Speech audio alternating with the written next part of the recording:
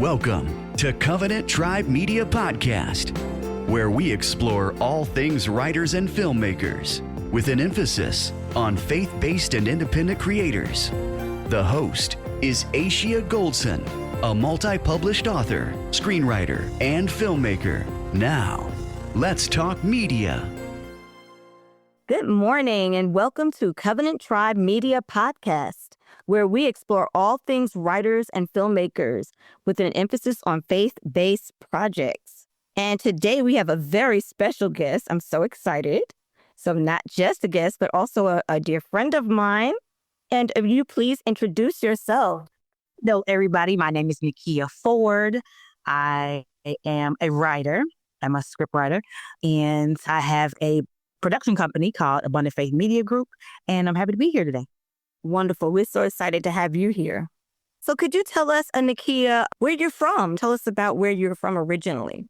Originally, I am from Indianapolis, Indiana. Right now, I live in Hampton, Georgia. Wonderful, wonderful. Metro Atlanta. Excellent. All right. How would you describe yourself as a creative, Nakia? I think that I try to do things that haven't been done. So I wouldn't say innovative, but we've seen the same thing over and over again. And so I try to give different perspectives tell the same story, because every story that has ever been told has been told over and over again. Right. Each writer just tells it from their own view. And so I try to give a different perspective from places that I've been, people that I've known, or people that I think that haven't been shown, or personalities.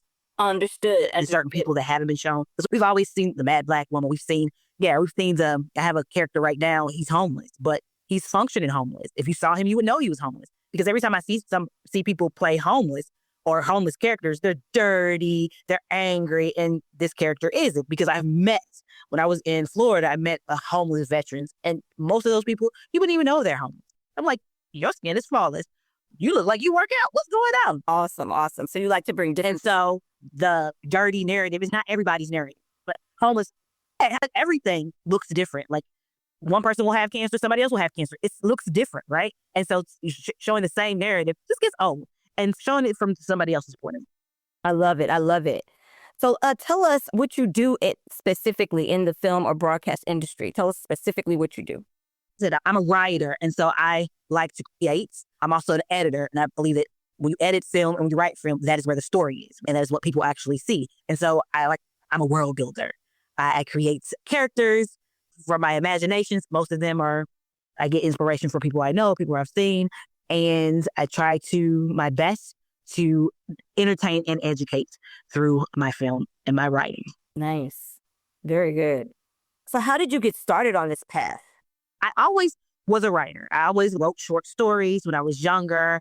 The first book I ever wrote, I think I was in second grade. It was called Sydney the Mouse, because my mom's name is Sydney. I wrote this little book, and I was always watching a TV show, and I would tell somebody about it, or I would write these little stories. And then got into high school, did acting and things like that. And I just knew that I wanted to go to Hollywood. I wanted to go to California. I wanted to become a writer. I wanted to make movies, because I was raised on movies. I was raised on cartoons. I learned how to tell time by cartoons. Okay, as soon as Strawberry Shortcake comes on, that's when you need to take your shower. By the time Heathcliff comes on, it's time to go for the bus. So that's how I knew how to tell time, by TV. And I wanted to be a part of that for other people. Yes.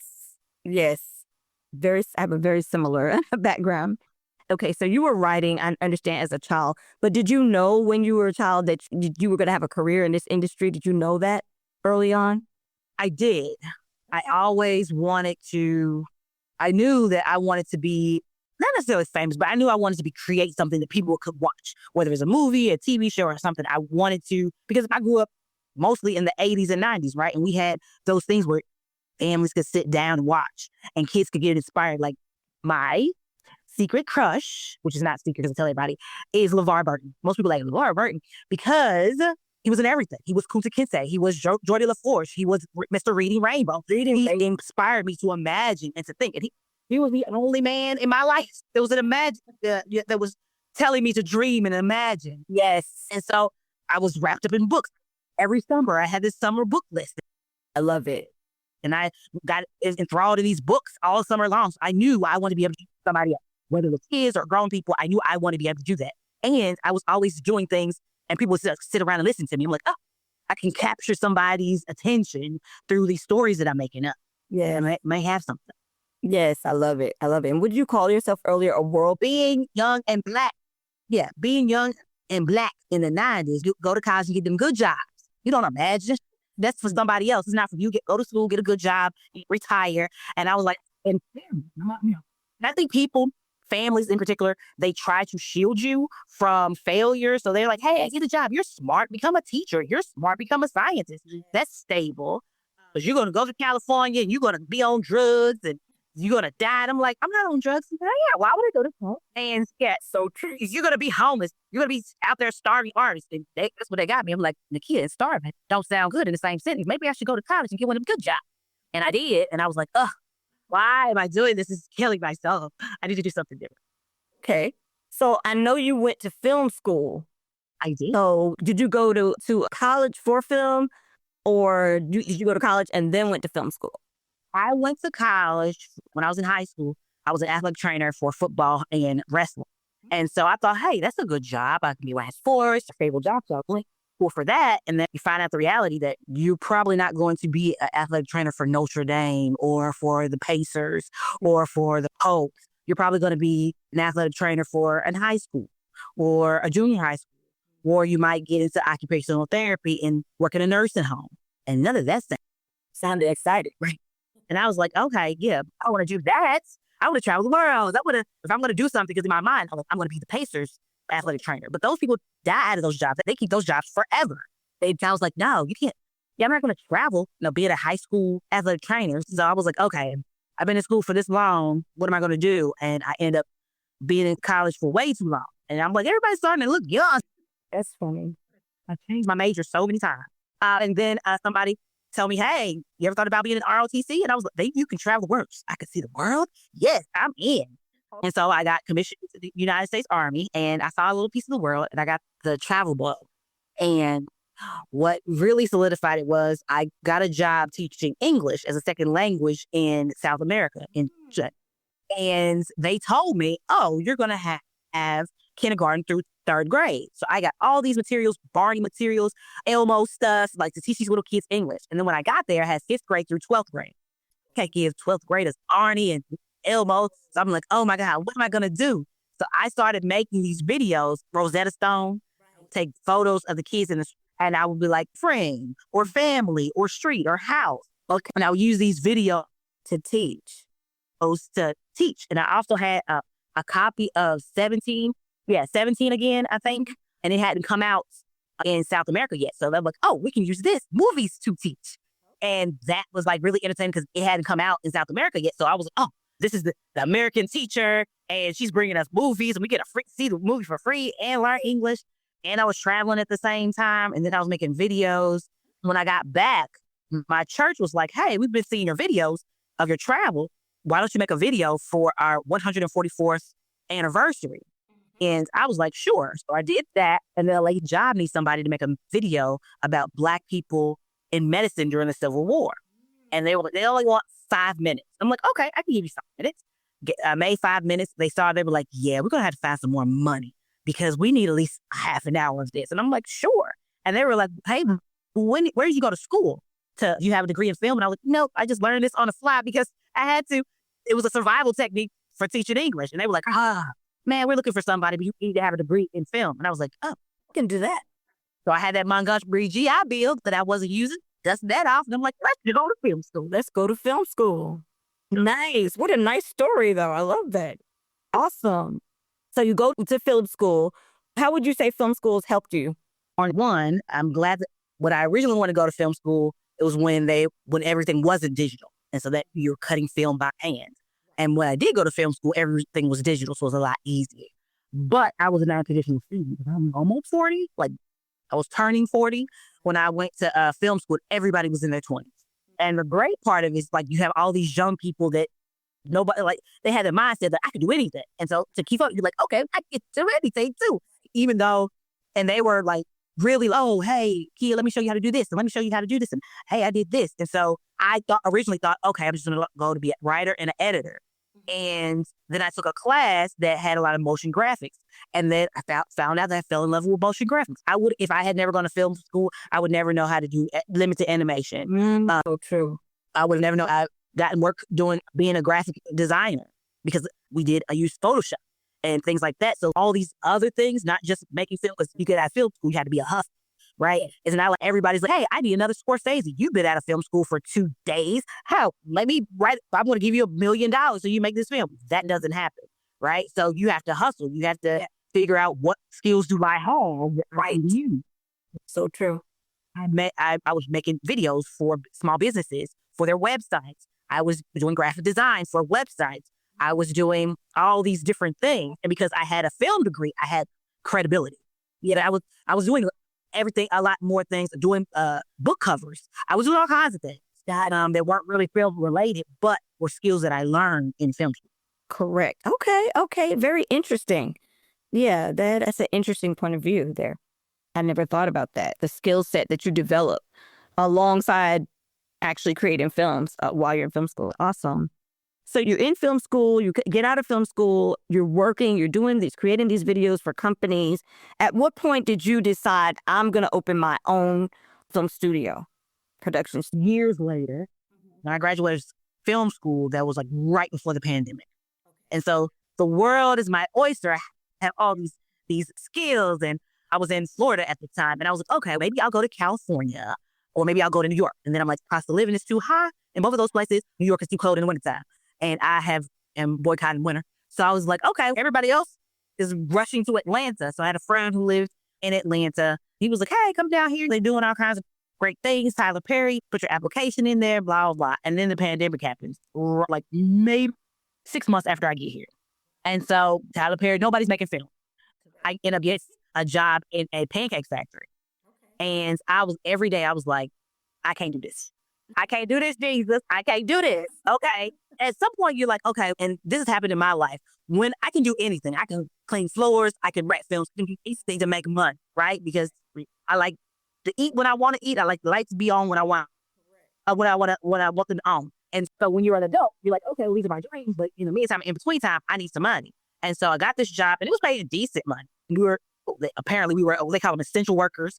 And so the money was coming, but I was like, this is not what I was made to do. Right? I wasn't made to, I was made to create. And so even while I was there, I would have these ideas and write out outlines for like books, or fantasy books or films. And I would tell people, were like, what are you doing? I'm like, oh, I'm working on this film.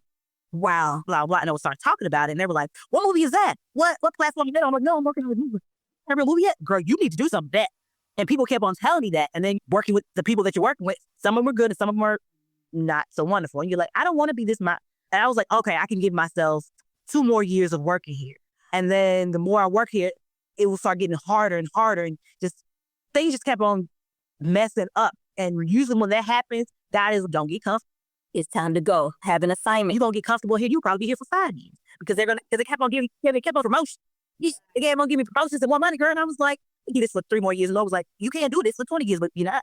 How about this? I'm going to throw this at you. I'm going to throw this at you. I'm going to make this a little bit more difficult because you're not supposed to be here. And I was like, okay, Jesus, I hear you. Okay, you're going to have beef soul rings.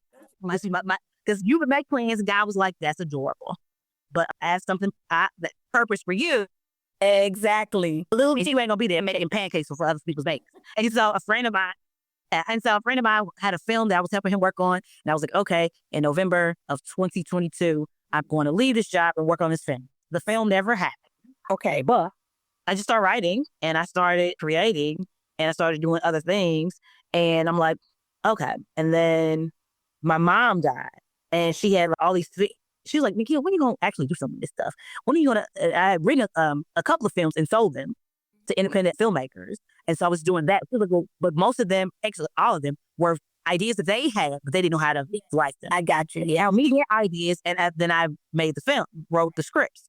But she was like, why are you trying to make somebody else's dream come true? Like, you got ideas, you got books full of ideas. Why you keep on, because writing for them, I would make money, but I was still didn't have time to write for myself. And she was like, okay, listen, you need to figure it out. You need to decide what you're going to do. You can't be lukewarm. Now the Bible says I can use it for you lukewarm or cold, but hot or cold, but now when you lukewarm, I'll spit you out. And so she needs to stop straddling the fence and make a move. And then I'm like, okay, I'm going to because creators are procrastinators. Yes. As I'm going to do it. I'm going to do it. And then she died. And all these dreams that I had, I'm going to be rich. Wow. I'm going to buy her a house. I'm going to buy her a car. She'll never have to worry about anything ever again. And then she dies. And it's okay.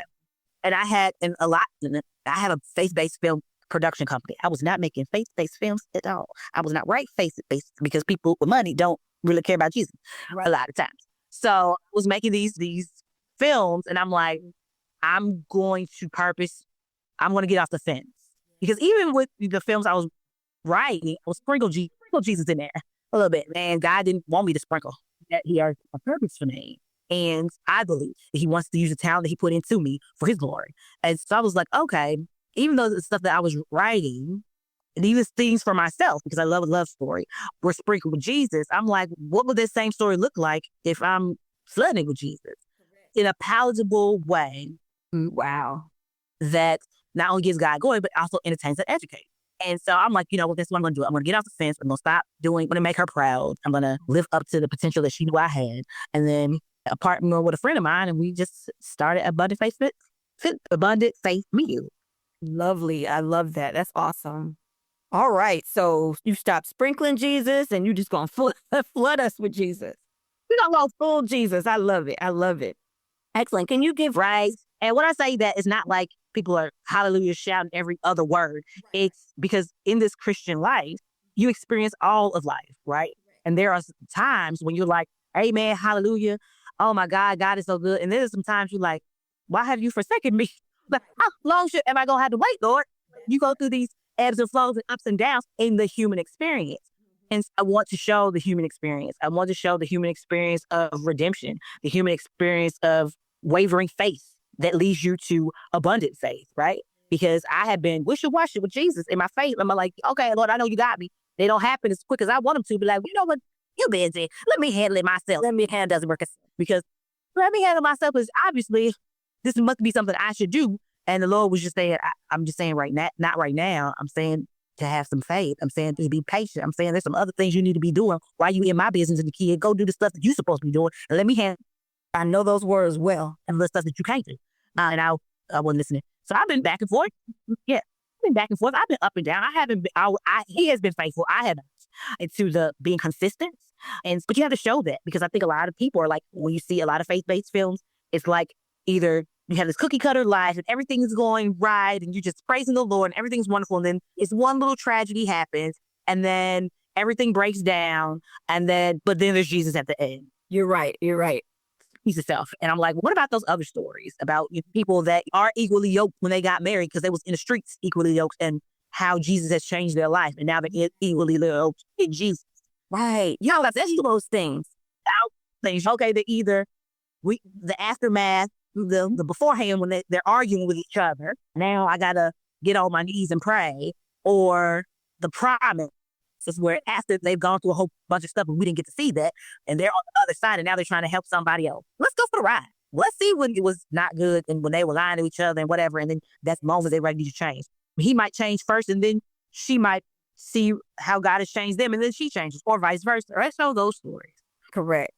Yeah, I love that. Yeah. Fantasy need more. I don't have enough Christian fantasy if you ask me. Like C.S. Lewis is very good at Christian fantasy. Right. Yes. Christian people like fantasy. We like the supernatural. Hello. Jesus is supernatural. But we don't see a lot of that in the Christian world. And I want to be a part of it. Yeah, that would be great. That would be so great. You've covered, because one of my questions was going to be about how faith played a role, and you just covered that. You with that one. Yeah. Listen, I have been up and down in my Christian walk. Yeah, I've been up and down in my Christian walk. I got saved and baptized. I declared Jesus is my Lord and Savior when I was like between 8 and 10, right? Because Jesus is awesome. And then you continue to grow up and you're influenced by your friends and you're influenced by life. And even though I've always known the right thing to do, I always do the right things. I was in their streets doing foolishness. But then there was God because I had a praying mama. Yeah, child, listen, let's give it up. I know for them praying mamas. I know that's right. For them praying mamas and praying grandmamas. Yes. If not for her, Lord knows where I would be. So yeah, and even though I've always known the right thing to do. Didn't always do it. And I think when my mom died, I think secretly that she was my Jesus barometer, right? She was my safety net to Jesus. I know I'm good because my mama got me, because she been praying all my whole life and nothing really ever happened to me. I don't know this because she's praying, but I'm using her faith and her grace. Got it. Not my own relationship with God. I think when she died, it was like, okay, I have to have a relationship with God for myself. I can't depend on mama praying me out of this situation. She was a good luck charm. No, I need to have a relationship with God for myself. And that changed everything. That changed how I saw everything. It just changed my ambitions for things. Wow. Yeah. So your greatest success in the industry, what would you say is your greatest success, has been your greatest success? I would say don't really have a great success right now. My business is 1 year old, not even a year old. But that's all it is. Around the year Right there. That's a great success. And so that's about the only thing, like hitting my feet into it. And the fact that I stopped dreaming, because it's great to be a dreamer. It is great to be a dreamer. We need more dreamers, but you also need to be an actual. So many people never get to that Because if you don't put your dreams into action, Facebook.works is dead. If you don't do something, you just are just somebody who has ideas, and they'll never come true until you start taking action. And so I think the biggest thing was that, hey, I want to be a part of the industry instead of talking about it. That's great, but that's a great success, girl. That's great. And you work for yourself. That is awesome. Let me tell you something. It's not easy. And no, of course not. Of course not. Of course not. But so what would you say on that same note of it's not easy, what would you say is your greatest struggle, has been your greatest struggle in the industry? That's money. Because film is the most expensive creative avenue, right? Because you can write a book. Like, you can literally write a book in a bubble, right? You can have your editor, you can go on Canva and make your own cover. You can go on all these little things, like, not absolutely completely in a bubble, but you don't need a team of people consistently to write a book. Anything, even if you were a singer, you could literally make a sound studio in your closet and have the software for your computer and kind of make it in a bubble. Yes, film, you need a huge team of people. People need to be paid for, right? Costumes, you need actors, you need lighting people, electricity people, you need makeup artists, you need people that organize things, producer, location scout, all of these things, people to find food. Like, you need people to do everything. People to pick up the trash and to make sure that this person is that place. It literally is a village that takes it, and everything needs to be paid for. And so finding the investors, finding the sponsors, be able to do that, has been a challenge. It's been slow. But this is my first year, so I'm not discouraged, because I knew it was a challenge. Because unfortunately, when I was in film school, depending on what film school you go to, I was focused on the show and not the business, right? We found out a little bit of the business, right? Okay, I know that we'll need investors. I know we'll need this. You'll need all the checklist of the things you will need. They never really showed you how to find them. Yes. And I can find a crew. Crews are easy to find because I'm in Atlanta. I can go on Facebook and find a crew of people, right? I can go to we have a whole bunch of film schools here. I can go to film schools and get some people that's still in film school to be on a crew. That's the easy part. Getting some money for it, that's a challenge. Correct. You're right. So true. Nakia, it's been so good talking to you. There's so much more I would ask, but our time is running short. So I have two more questions. And the first question is, what would you like to see happen in your business in the near future? In the near future, I want to be able to get all the funding that I need to have a consistent crew, to have employees that all the time, that while I'm working on one film, we're prepping for another film, so it'll be continual. I want to do something similar to the Kendrick brothers, to be able to make a film every year or every 3 years, when to sit with God and be like, God, what's the next film about? What do you want it to be focused on? Yeah, that sounds exciting. I want to be able to do stage plays. I want to be able to do animation. I want to be able to employ people just coming out of film school, because it's hard to get on like big debts and things like that when you're coming out of film school. You end up doing all that work, and then you're a PA getting trash or getting lunch. I want to listen. If you are a good camera person, you don't need to get my lunch. I need you on a camera and be able to be, instead of you screwing and flying all the way to California or wasting your skills. I agree. Yeah, that says you have to earn your stripes. No, you're a good camera person. I worked with you. Other thing. Yeah, I want to be able to the people that work with me to be able to start their own thing. Because I don't want you to be working for me for 20 years, but I want whatever you learn with me to say, hey, thank you for the lesson. Thank you for all the resources. I'm going to do my own thing. Great. I will partner with you in your business on the next. Exactly. I love that. And just build that community, right? Build it. Yeah. I love that vision. Because us faith-based filmmakers. Last question. This is so important to those who are listening. What advice would you give to someone really fast who's listening? Just maybe one thing you would advise them to do. Somebody who's listening and they want to get into the industry and want to do film. What would you tell them? I'm a writer and an editor. So the best way to get into the film industry is to write and to edit. You have all these great ideas, but they're ideas and you haven't written a script. Write scripts. How do you get better at writing scripts? You write scripts. You read scripts and keep on writing and writing. The more you write, the better you get. Same thing as editing. The more you edit, it doesn't matter if it's a TikTok. It doesn't matter if it's a little commercial for your church, whatever it is, create things for you to write and edit. That's good. And doors will open for you. Trust me, especially when you have material to show. I love that advice. And how can people find you, Nakia? I know people are just like me. They want to know so much more. We could just talk for hours. But how can they find you? How can they find your company? If they need help, they need some production done, how can they find you? You can go to abundancemg.com. That's abundancefaithmg.com. You'll see information about our company history and future projects that we have. And you can shoot me an email and I can respond to you. Awesome. Very nice. Thank you so much, Nakia. It's been so much fun having you. I'm so excited, and I am sure that people will have enjoyed this as well, and they will be contacting you. Again, thank you all for listening to Covenant Tribe Media Podcast, and join us again next time. Thank you so much, Nakia. Thank you for having me. Have a good one. You too.